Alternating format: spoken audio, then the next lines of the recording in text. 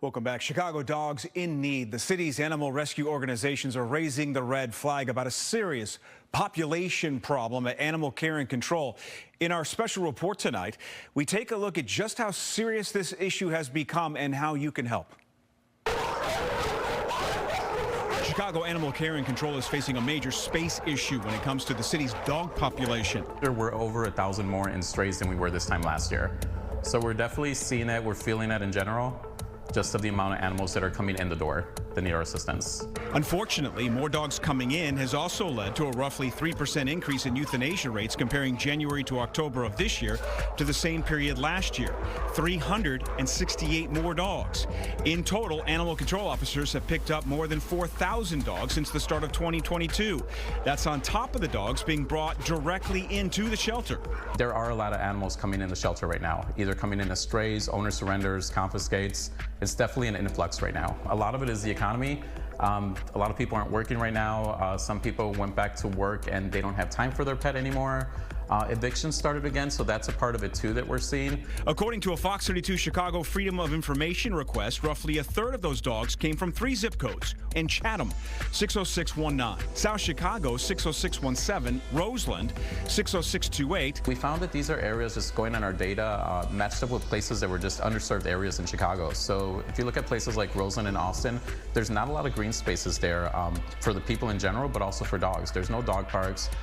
These places are basically deserts when it comes to pet care. Animal control officials say that overall, they've been faced with a large dog population steadily since pandemic restrictions began to lift. There's just so many coming in that we're just trying to find other avenues of where these dogs can go to. So we're reaching out to publicizing in the suburbs and spreading far and wide on social media, just trying to get the word out. Tejeda adds that during COVID, a lot of surgeries weren't taking place due to either social distancing restrictions or just different veterinary practices not being able to get the drugs they needed to perform the surgeries. The pandemic changed so many things, and it's really a bunch of causes all feeding into this dramatic rise in the number of dogs coming into the city pound. PAWS Chicago CEO Susanna Wickham says economic issues post-pandemic are definitely a major factor in that increase. We've seen the cost of everything rise dramatically, and for a lot of households, that pushes things out of the realm of what their budget can accommodate. So things like veterinary care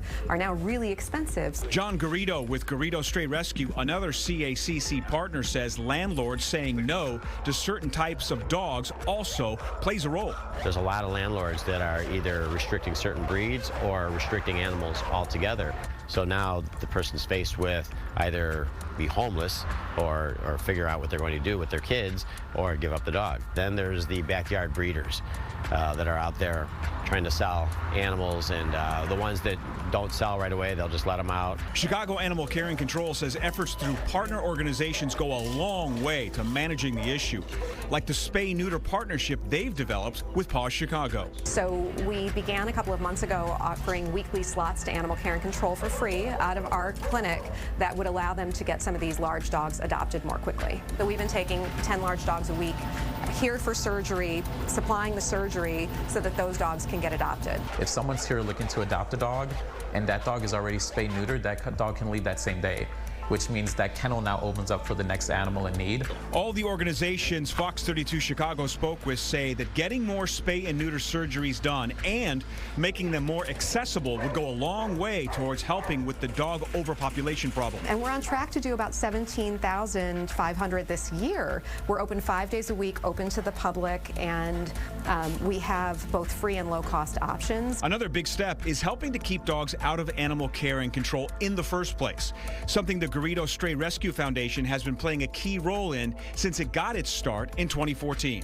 We are able to defer anywhere from 250 to 300 dogs a year from going to animal control. Garrido says because his organization is a stray hold approved rescue, they're able to take in dogs that come into Chicago police stations, often having great success reuniting many dogs with their owners. We're getting these animals home fast, and that's we're at about an 85 to 89% return to owner rate. Our network has grown so big, and it's predominantly on the northwest side of Chicago. And of course, adopting, fostering, or volunteering can all go a long way as well.